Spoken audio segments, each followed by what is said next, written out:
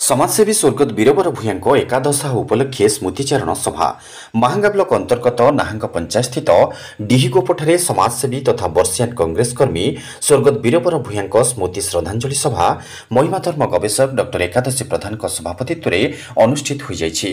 प्रारंभ में अतिथि माने स्वर्गत भूयां फोटोचित्र में श्रद्धासुमन अर्पण करने सहित 2 मिनिट नीरव प्रार्थना करा जाय स्वर्गत आत्मार सद्गति कामना करा जायथिला।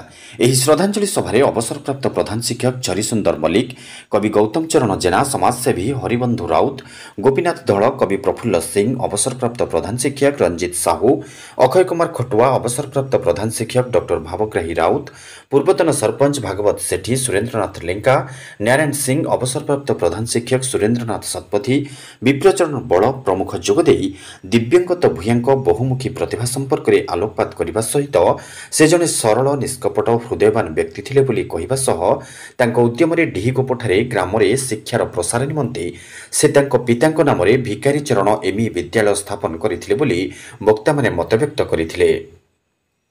एही अवसर में सांबादिक तथा कवि विजय कुंवर स्वरचित कविता पाठ करथिले।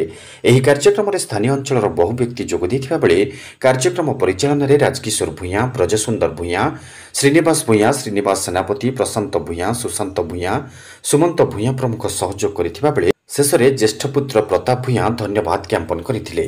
जने प्रमुख व्यक्तित्व एवं वर्षियान कांग्रेस नेता एवं जने समाजसेवी एवं ये अंचल पांचखड़ी गाँव जार सुनाम अच्छी से व्यक्तित्व देहांत हवा शुणी मो निजको कंट्रोल कर पारे निजको असहाय मन कली सहित जी मु मिशिची एवं से जने परोपकारी स्नेहवत्सल एवं व्यक्तित्व से व्यक्ति मार्गदर्शन में आम बहुत गुड़े काम करूँ।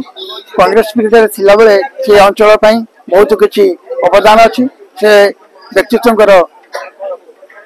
महाप्राण आत्मा सदगति लाभ करू ये मो भगवान प्रार्थना कर। एकादशी प्रधान महिमा गवेषक आज वीरबाबू श्रद्धांजलि सभा विशेष भाव में आह्लादित होली प्रकृत जो वक्तव्य सब रखले श्रद्धांजलि उद्देश्य से अति महत्वपूर्ण गुरुत्वपूर्ण वक्तव्य थिला।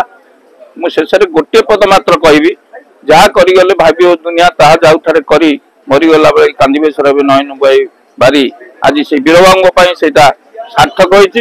एवं मोर गोटे कथा आज कहली परिवार एवं बंधुवर्ग को तांकर स्मृति उद्देश्य से जो स्कूल प्रतिष्ठा करते गोटे प्रतिमूर्ति स्थापन कर श्रेष्ठ सम्मान। विशिष्ट समाजसेवी एवं कांग्रेस नेता वरिष्ठ कांग्रेस नेता वीरवर भूयां एकादश क्रिया अवसर में आज गोटे श्रद्धांजलि सभा आयोजन कराइला। आज स्मृति ये जो श्रद्धांजलि सभा सहित जो मैंने ओतप्रोत भाव जड़ित थे संपर्क में विशद आलोचना कले।